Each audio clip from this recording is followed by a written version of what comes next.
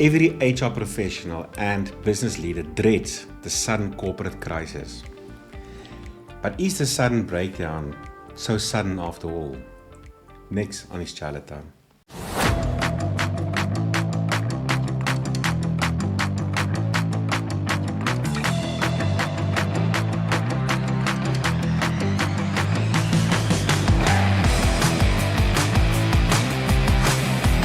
It's Chaile time.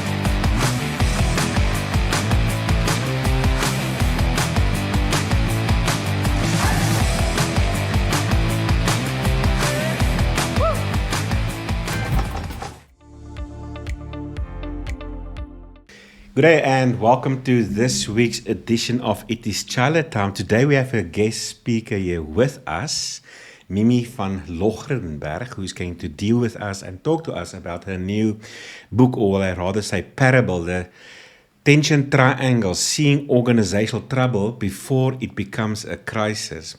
But before we delve into and getting to know who Miemie is, what she does, and what the book is all about, remember to register if you haven't done so, our HR conference, the Harmony People Network conference, on the 10th of September at the magnificent Kiewietskroon Wine Estate. We are introducing our next keynote speaker, Clarence Randall, who is a part-time CCMA commissioner, by the way, and he will be speaking on noteworthy amendments and the impact thereof on business and CCMA processes.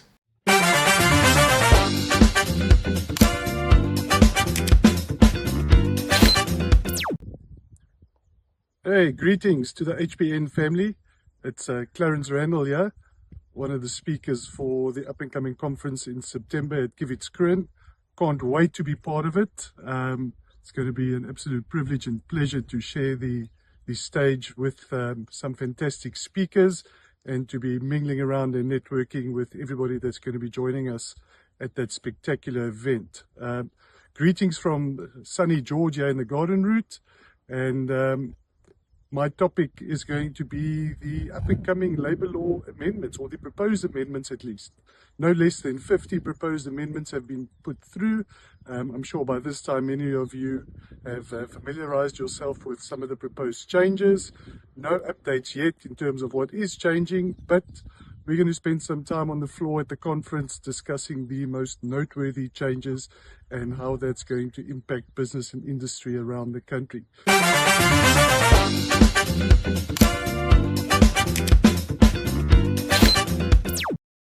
Okay, welcome. So today, Miemie and your new book, The Tension Triangle, which is a leadership parable. Welcome, Miemie. Thank you, Toby. Thank you for having me. Miemie, this book is a must. It's a must read. I am extremely excited about this book. Let me tell you why. Okay, I've worked myself in corporate for 14 years. Okay, also now in my current career, my profession as an IR and a labor law specialist, dealing and assisting companies in dealing with workplace disputes and workplace issues. One pertinent problem I've identified is that so often a company will leadership will wake up one morning and realize, but listen, we have a problem. There's a crisis in our workplace, low morale, or staff just resigning, whatever it is. But there's one question we struggle to answer, and it's as if we can just never put our thumb on it. How did we get here? That is true, Toby, and this is what this book is about. Yeah, you seem to have the answer for us. So for every HR manager out there or business leader who wants to put together a strategy for their department, in our HR networks, we so often see that HR managers will ask for advice. The person needs to present an HR strategy to the board, but they don't even know where to start. And so often these strategies from an executive perspective is mostly focusing on financial growth, in other words, growing turnover, growing profitability. And people are hitting a bit of a blank when it comes to HR strategy. So this book of yours, if you're an HR manager out there and you need to formulate or draft an HR plan for the business, this book is definitely a must read. You need to buy this book. I believe the book will soon be available on platforms like Takealot. Yes. Goodreads, Amazon, and also exclusive books. There you go. So if you're an HR manager, this is a book that's going to definitely help you how to reshape the culture of your business and will also assist you from a strategic perspective. But before we delve into what the book is all about, Miemie, tell us about yourself. Toby, I'm an educational psychologist, a consultant, a coach, and now a writer. And I've worked with many people through the years, and I'm fascinated by how people behave, how they struggle, how they grow. And in my work with, whether it was individuals or teams or even organizations, I found that people come to you with a visible problem. They have this thing.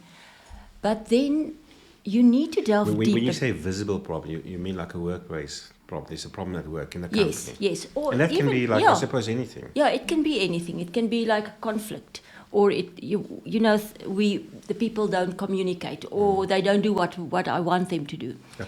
In our last three episodes, for instance, on It's Chaile time, we actually dealt with toxic leadership in the workplace. Yeah, that's also one of the things. Yeah. But the visible problem is actually not where you must focus. There's always, I think about it like a network of things that happen below that, beneath that problem, that actually cause this problem. Yeah, you're taking me back to my days when I counseled people. I don't know if you know me, but when I left school, the idea was to become a preacher, a pastor in a church. So I studied theology. So I was trained in pastoral counseling, and I remember the concept that we were taught. If you look at a person's problem, that's the fruit of the tree. If you want to get a tree to stop producing fruit, it doesn't help you pluck the fruit off. You need to cut the roots off. Exactly. It's about what's going down below the root of that. Yes. And it's the same with, as I said, with individuals, with teams, with organizations.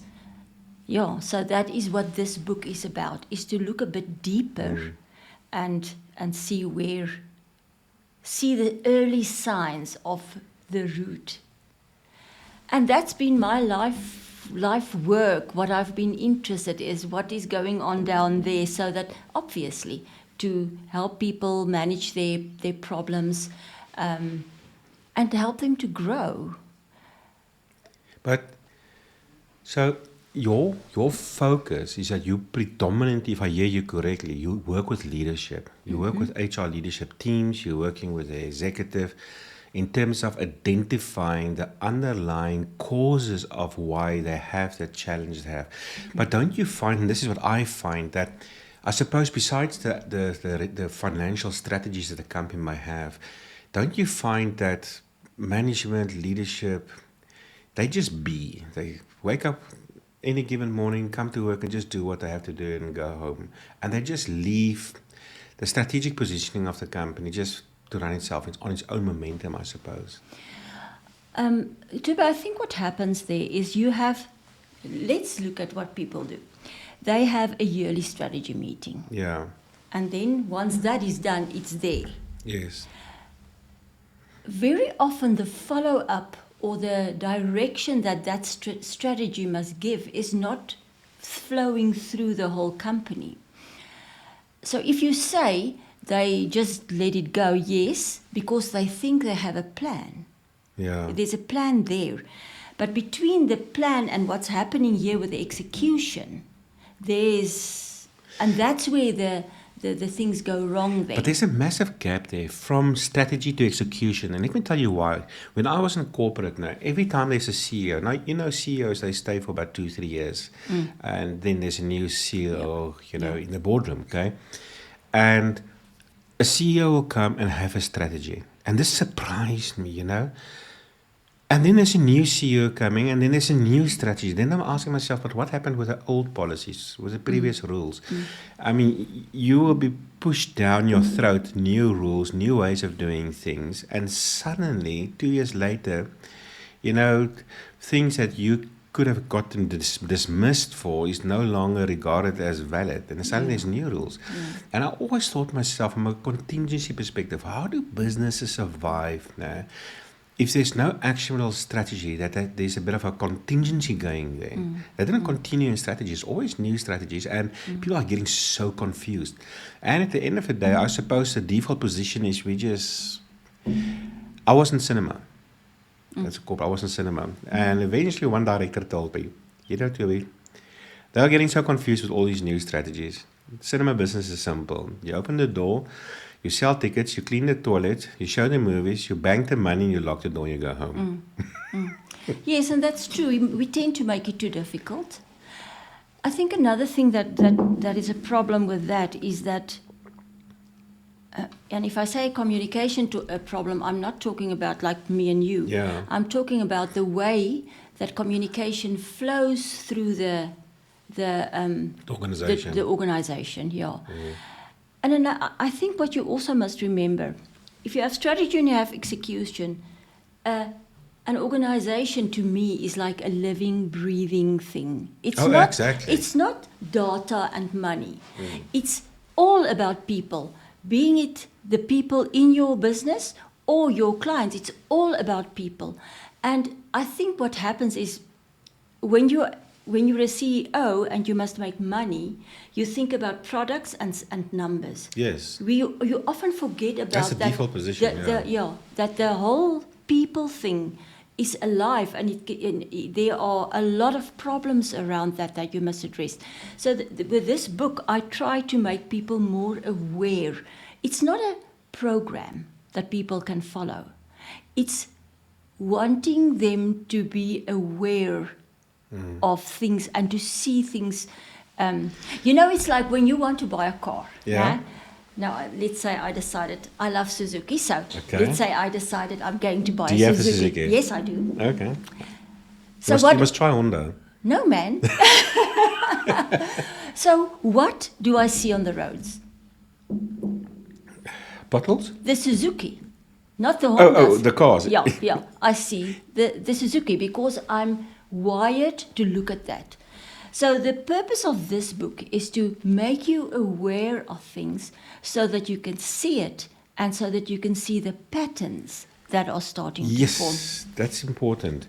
You're actually addressing a very important concept here now. It's actually speaking directly to a person's blind spots. And we as management, we have those blind spots. I call it drift blindness. Drift blindness. Yes. So what you're speaking about is, and as a manager in corporate, for instance, and I myself was guilty of this too, you will sometimes see something wrong. Maybe there's a plug, something simple like a plug, you see a wire hanging out. Now, obviously that's a major health and safety issue. But you ignore it for now because you're busy. And 6 months later, it's still there. And eventually you don't see it. There's a cinema, I'm not going to call its name, in South Africa. In that cinema, against the roof, there was some kind of balloon. Now, I know this doesn't make sense, so I can only presume it wasn't really a balloon, but it was some kind of ball thing that looked like a balloon that was just attached to this roof. And I'm telling you, 10 years later, that bloody balloon was still standing there. So,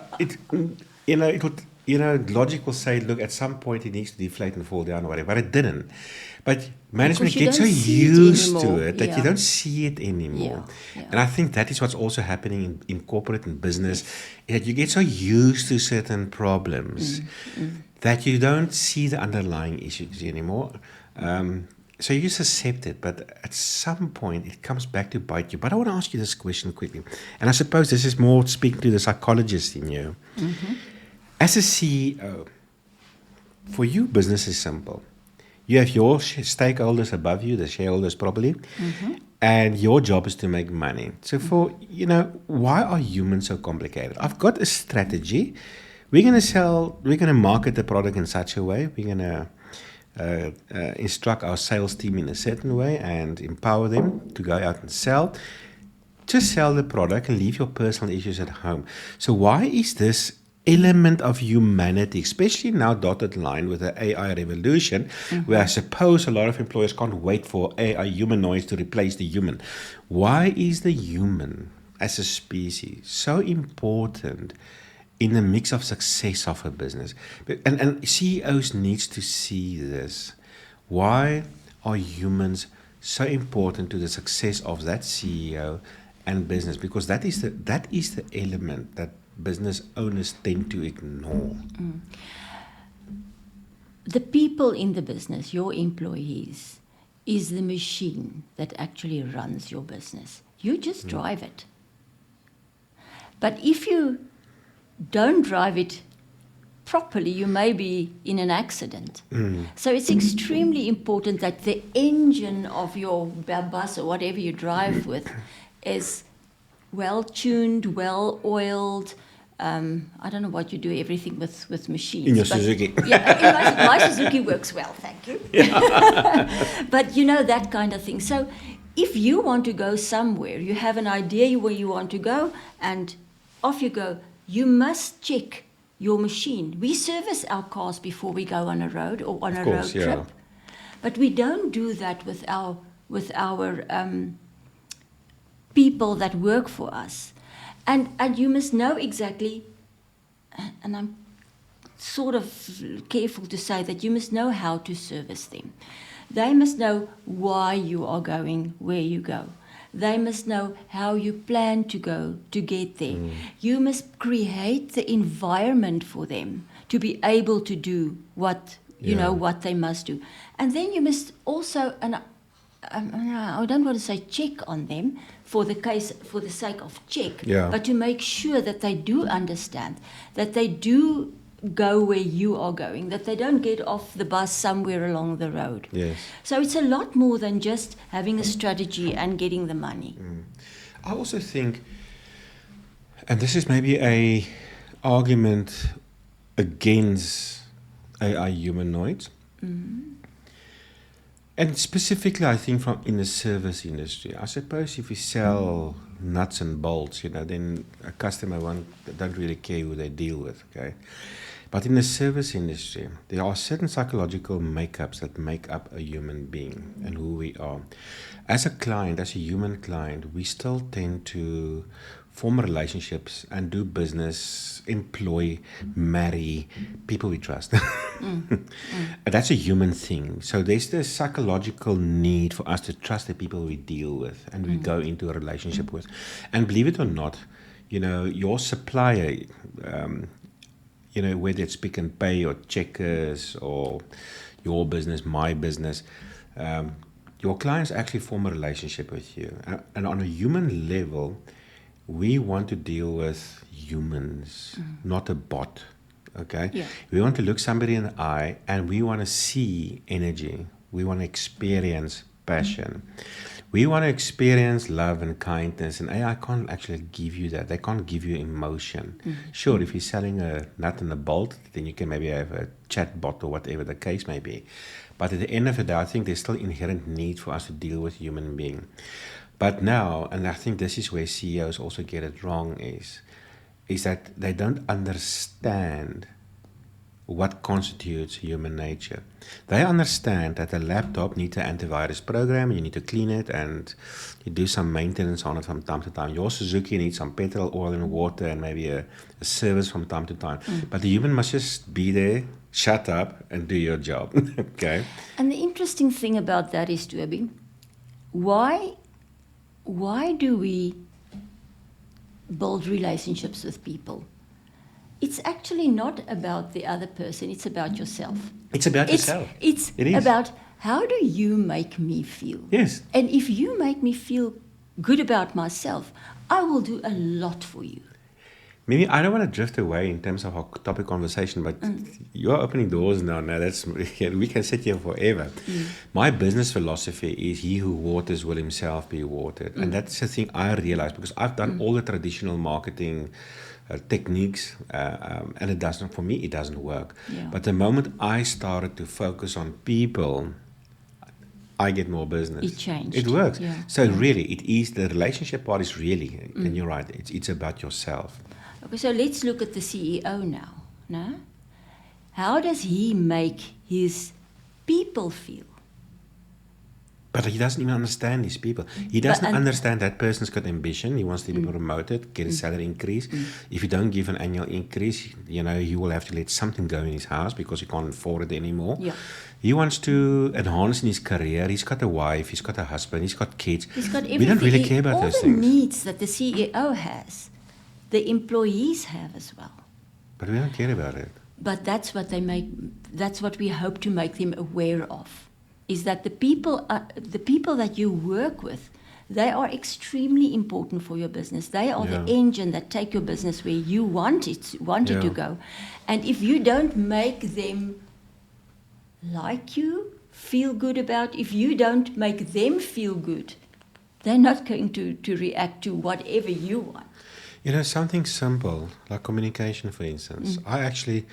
I lost, in the beginning of the year, a very handsome client of mine who paid us a handsome retainer, and they were with us probably for 10 years, and they followed one simple strategy. So there was a lot of dispute, a lot of conflict in the workplace, a lot of hearings and CCMA cases, and there was this trade union also. They don't have a lot of power anymore. It all came down to, when was this now? End of last year, December. No, that's actually the previous year, December 2024. We went head on with the union at the CCMA. The union lost the case, and consequently they lost a lot of power in the workplace. But I had a meeting with the company, and I told them, look, I probably shouldn't, on a selfish level, I probably shouldn't have done this, but that's who I am. I do that. I told them, listen, one of the primary reasons why unions enter the workplace is because employers don't listen to their staff. So I told them, why don't we create a workplace forum? Now, it doesn't have to be a registered one in terms of the Basic Conditions of Employment Act, but just an informal one where you sit every month with your staff and their representatives and actually talk about issues in the workplace. Let them vent, let them talk, and try to fix whatever you can. You can't always fix everything, but there are things you are empowered to fix. Last year, the whole year, they didn't phone me once. Yeah. Not a single hearing, not a single CCMA case, nothing. And this beginning of this year, I was told with a tear in their eyes that, look, they love us, but they don't need me anymore. You helped them out of your job, which is a good thing, I think. I think it's brilliant. And if it serves their interest, didn't serve my interest that well.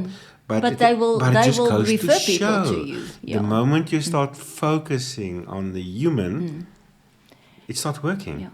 And what's interesting in this book of mine too, Toby, is all of the signs that you see are human signs. Yeah. Are things that humans do or don't do or experience.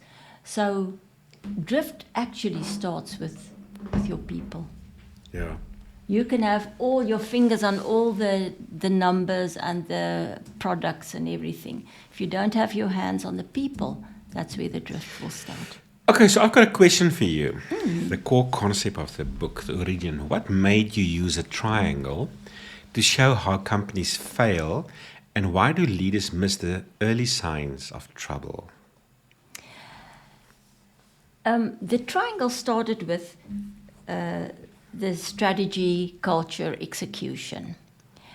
And one day I had a soft board with 3 pins on it, and with a rubber band around it, and I wanted to explain to somebody, this is how it works. And I moved the 1 pin with the rubber band, and it showed a different way of stress in all 3 of the bands. Yeah. And then I realized if you have a problem in one of the 3, it has an effect on everything. So your book identifies 3 core areas that becomes a key focus point. Yeah, but not only that, it's about the alignment as well. So you've got you said strategy, the 3 elements: strategy, culture and execution. And execution. Yes. And by analogy, you use the 3 pins, and I love this. This actually makes sense. I can actually see this. Yes, this is brilliant. So you see the 3 pins with your elastic band around it. Yes. But as you move them out of alignment, it starts reshaping the stress points. Exactly, yeah. Okay. Yeah. So it's not only the 3 points, but it's what's happening between them. And how they are aligned And with how each they other. are aligned or not aligned. So strategy and culture and execution. They're like brothers and sisters. They should work in alignment with each other. Yeah, they should. And if they're out of alignment, you have an alignment problem, obviously. And that's when... So how do you identify this problem before it becomes a real problem? That is what I have in the book. And you look at what your people do. Okay. Because they are the ones that will tell you something is wrong here. It can be, for example, if you have your strategy, but your strategy... In the book, I use not strategy, I use direction. Okay. I don't use culture, I use trust. And I also don't use execution, I use work. So because it is, those are practical. Direction, you say? Trust and work. Yeah. Direction, now, trust, and work, yeah? Let's say your strategy does not give the direction that people need. Mm-hmm. You can have an excellent trust, everything like that in your business, and people are working really hard, but they are pulling in all kinds of different directions. So those three must align. That's only one example of that. Yeah. So your book is a story, I believe it's a parable. Yes. Without giving away the ending, who is the main character and what big problem do they face? The main character is James Calloway. He's the CEO of Halcyon Advisory. Okay. Based in Holland, in Netherlands. Oh, okay. Holland, yeah. And he got he's been in the book. He's been the CEO of the firm for 22 days. 22 days. 22 days, but he's been in the firm for quite a while. But he's the boss now for 22 days. He's the boss now, and he noticed things that there are things that's not right. Mm. So he starts addressing things like his strategy sits there and not where people need to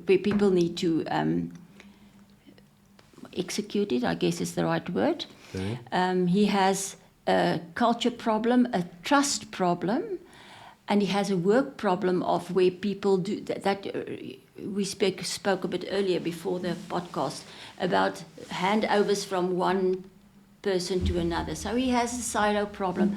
And then there's this wise man with whom he walks, and he gets to the solutions of his problem. Okay. So it's really just an awareness book. Look at this.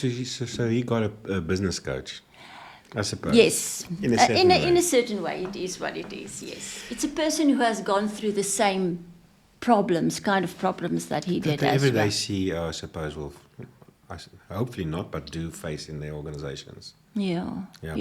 Okay, let's dive a bit deep into the three pillars. So you said it's direction. Yeah. It is, what is the second one? Trust. And work. Yeah. So those are the three main elements, I suppose, the pins on the board you had with the elastic band around, okay? Yeah. And these three elements, you are saying, these three pillars, it's not only about identifying what issues there may be within each one of them, but also the alignment between them. Yes. So I suppose, well, look, I suppose the pillars exist regardless if you want to or not. Yeah, that's part of the business. It's part of the business. So these are not necessarily problems that will surface at some point. It exists. These elements exist. Yeah. There is a strategic direction of the company. There is or not trust. Yeah. Okay. Yeah. And then obviously there's the execution. But where the problems arises is maybe in one of them, two of them, or all three of them. And this is where the alignment or the realignment is starting to happen. Yeah. And where the tension is starting to grow. And what is what is interesting is you don't have to have the collapse of only one of them. Because they work together, the way they work together can either support what you want or it can lead to the drift. What if the three of them are on leave? You're in trouble. I know they hypothetically exist, but the lack of it is also maybe possible. I don't think there's a real lack of it, because that's what businesses are about. But some companies don't care about trust. They say so on paper. Yeah, I mean, I deal with discipline hearings and CCMA cases. The trust is broken, really. The problem with broken trust, and it's interesting, I'm also going to do a PhD on this whole triangle thing. And one of the hypotheses that I'm going to test is that trust may be the most important of the three. And I don't want actually to say that, because they are equal. But if you don't have trust, it's very difficult to do the other two, to execute your strategy. And the problem with that is trust is about how honest communication flows through the organization. So if whoever is here with a tiny little thing, and he doesn't have the trust or the safety to talk about it, it can escalate and escalate until it's a huge problem. Yeah. So for a company to be successful, you must know what's going on, and that is based on the trust in the company. Mm-hmm. So it's not just me trusting you. It's not about that. Let's look at direction. When a company starts losing its way, what does that look like on the ground before it starts losing money? On the ground, it starts looking like no KPIs, no accountability, because people won't know where to go. If you don't have KPIs, and I don't actually like that word, but I mean it's a business word. If you don't have KPIs, how must people know what they must do? Yeah, I think executives, not all companies, but in many companies, as I said earlier on, they focus heavily on financial strategies, okay, and ignore the human component. And a case in point, now you're talking about KPIs.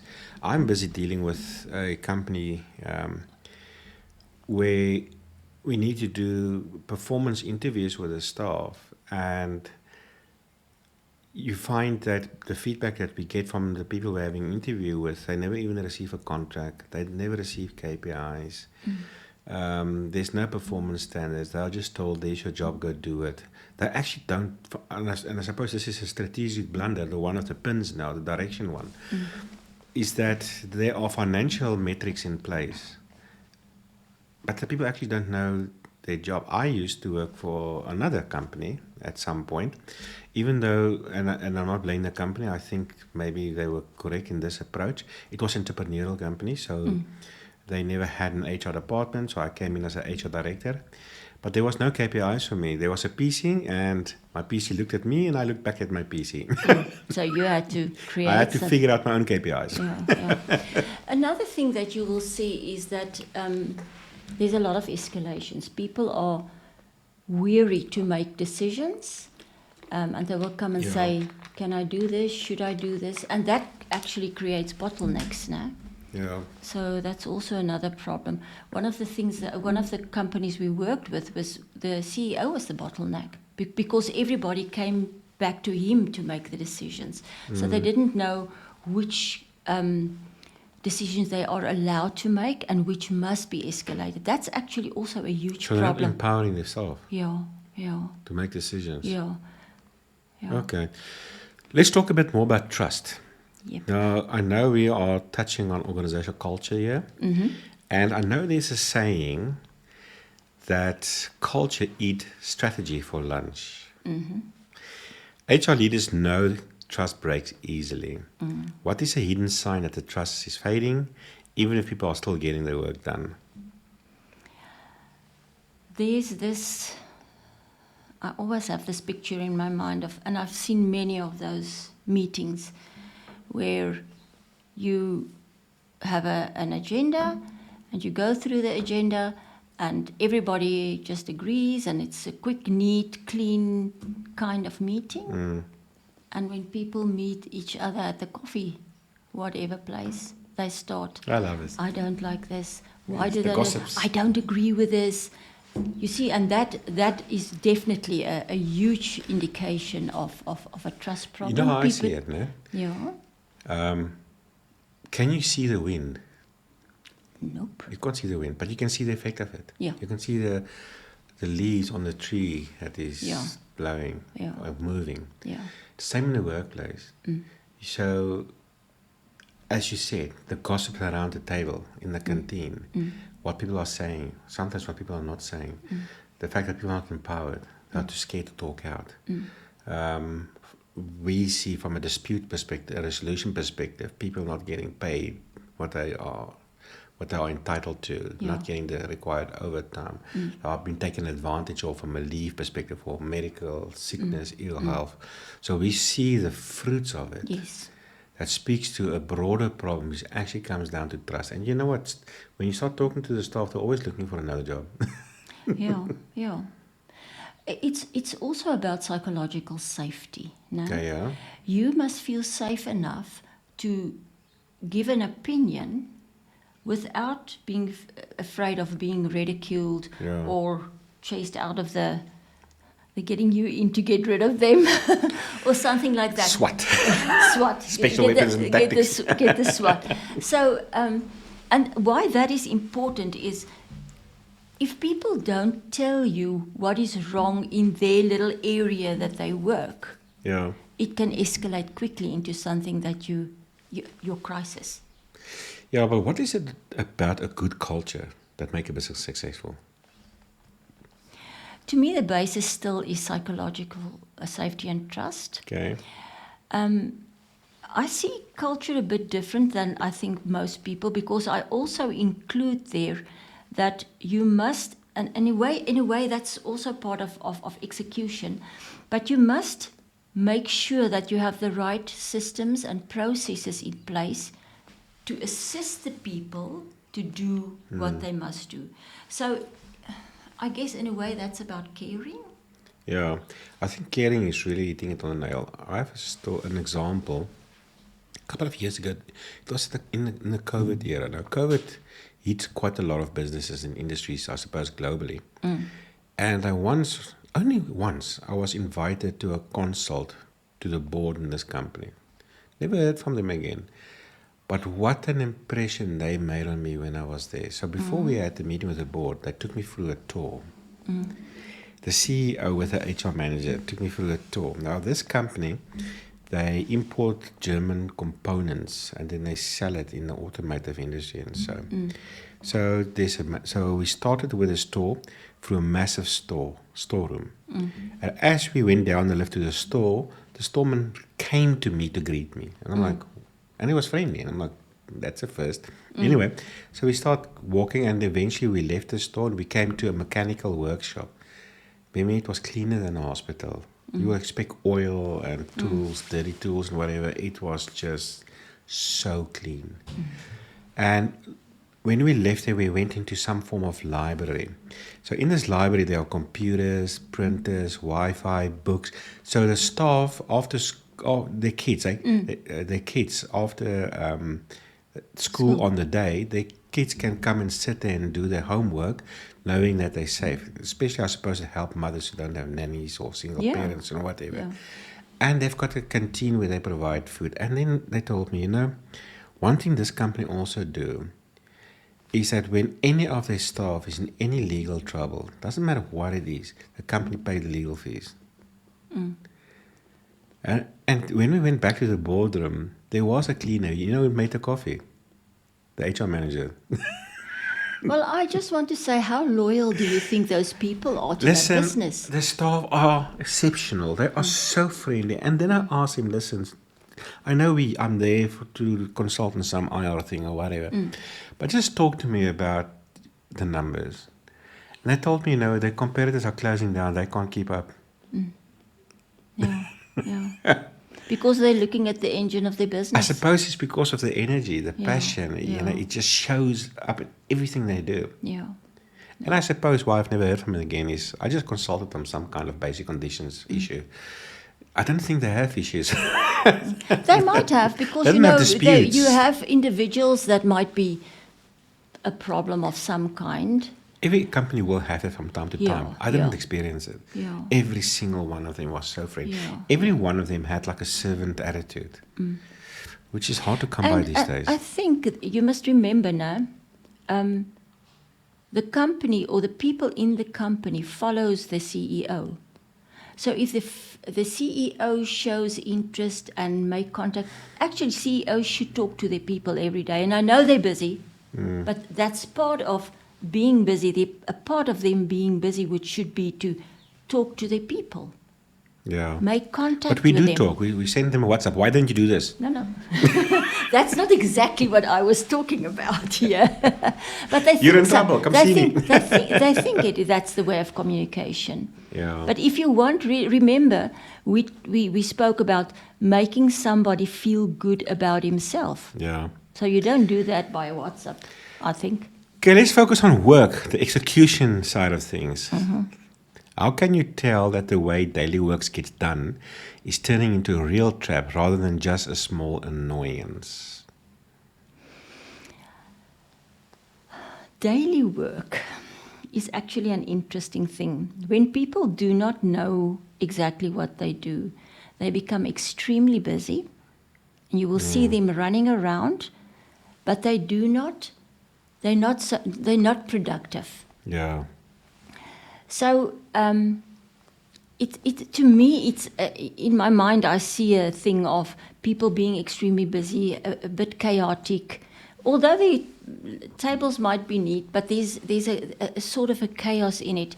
They don't know which job belongs to them. Are they really responsible for that or not? That's a very important thing. That is, yeah. Yeah. So that also boils down to I've communication. actually seen, I've got a client, one of my clients, when you speak to the staff, they don't know whose job is whose. Yeah, so what will they do? You know what we do? If you think this is not your job, you think, somebody Yeah. else will do it. I remember, and I identified that early in my management days. I remember when in my days in corporate. And actually, my peers actually criticized me at other branches and so, because they will be running around trying to put down all the flames of the day, But me, I develop a concept, I call it focused thinking. So I will sit in my office and I will think of every single thing of the business. From credit card machines to the cables of the machines, to the popcorn pots, to the cleaning of the floor, the floats, the staff, the cashiers, the accountants, the projectionists, every single department, the cleaning, the IT, the client services, every single department. Every person in those departments get assigned duties, knowing exactly what they're supposed to do, how they're supposed to do it, what they're supposed to do. Now, so purely from an execution perspective, needless to say, I was often the manager of the year. I'm not surprised. And I think... Even though I was running around and sweating and stuff like that. If you see a manager, let's look at what is the job of a manager? The job of a manager is to make... is to create the environment that the people below him can do their jobs. That's what you did. You created an environment where they knew exactly what to do, when to do it, how to do it. Yeah. So if you look at a workplace and you have managers running around, you must know there's something wrong there. Managers, and I'm not talking about productively busy. I'm talking about the fires that you said. Yeah. Now that's interesting. So, okay. Your book, if an HR leader feels the company is drifting, what is the very first check-up question they should ask top management? I believe you have a broader solution here. Yes, because I don't think if somebody sees, and I think HR people are actually in a unique situation to see this because they work with the people. Yeah. And we said that's where drift happens. If you see something, don't panic about it. Remember, the book is about awareness. Yes. So start looking at that until you see the pattern. If you don't see a pattern, it's just individual things that happens. Yes. But once you see a pattern, you can take that pattern with your proof that because you need to do all kinds of, unfortunately, paperwork. But once you see that pattern, that's something that you can take to your executive people. Yeah. You have some kind of tool, a free tool. Yes. That can help HR managers and business leaders. Yes. Talk to us about it. It's a 15-question questionnaire. Okay. You go to the link, you fill in the 15 questions. We can put a link below, no? Yeah. So in this podcast, click on the link below. There's an HR manager. There's a quiz, a 15 a questionnaire. Yeah, Okay, yeah. yeah. And it will show you I won't say it's the alignment, but it will show you where your direction, where your trust, and where your work stands, so that you can see, Where the the issues are. relation and where the issues are. Yeah. So to help you to identify what Yes. issues you may have Yeah, yeah. as it relates to these Yeah. three strategic areas in a business's Yes. value chain, if you can put it that Yeah. way. Where can we find the book? The book is going to be on Take a Lot, Okay. Amazon, Goodreads, a lot of online places, Platforms. and then also on exclusive books. Oh, so it's going to be exclusive books too. Yes, I was surprised to hear in the week that they're interested in my book. They ordered some, so I'm very glad about that. Yeah, I'm definitely going to buy a book for myself and read it. I think it is a very relevant topic, especially in our line of work. And I will also put my copy of my book here. You see, I've got a bit of a I library. see you going have a here. library coming on here. Yeah. You also have a book launch tomorrow evening, I believe. Yes, Are you I looking do. forward to that? I am, yes. Yeah? I'm really looking I'm also going forward to be there. Yeah, I'm glad that you will be there. And also, our Harmony People Network conference, you're going to be making the book available there too. I am. On the 10th of thanks to you. September. Yes, I am. Thank you, Toby. Yeah. Looking forward to that also. Maybe we must get a sponsor that can buy a book for every single attendee. That would be wonderful. Imagine. Anyway, Mimi, thank you so much. It was wonderful to spend some time with you. All the success for the book. I really know the book. I know the book's going to be a huge success, and it is a valuable tool for any HR manager who wants to do their strategic document to present to executives, and also obviously to be like the glue to keep the company together, especially as they go through trying times and difficult economic situations and so. Thank you very much, Toby, and thanks for having me here. And that's this week for It Is Chaile time, and now it is time for our weekly job review, fresh vacancies as they appear in our networks. Thank you. See you next time. Bye-bye. Good morning, Harmony people. Let's have a look at some of the vacancies posted nationwide on our Harmony People's network this week. First up. In Pretoria North A, there is an opportunity for a highly motivated and detail-oriented data analyst. Exemplar is hiring a senior HR officer. Ambit Connect has a vacancy for a sales executive. And last but not least, Basadi is looking for a creative traffic and studio manager. For the full information of the mentioned positions, how to apply, as well as more available positions, find the vacancy link in the description. You will also find a link to a useful video on how to compose a winning CV and have a successful interview. Tune in again next week for more Harmony vacancies.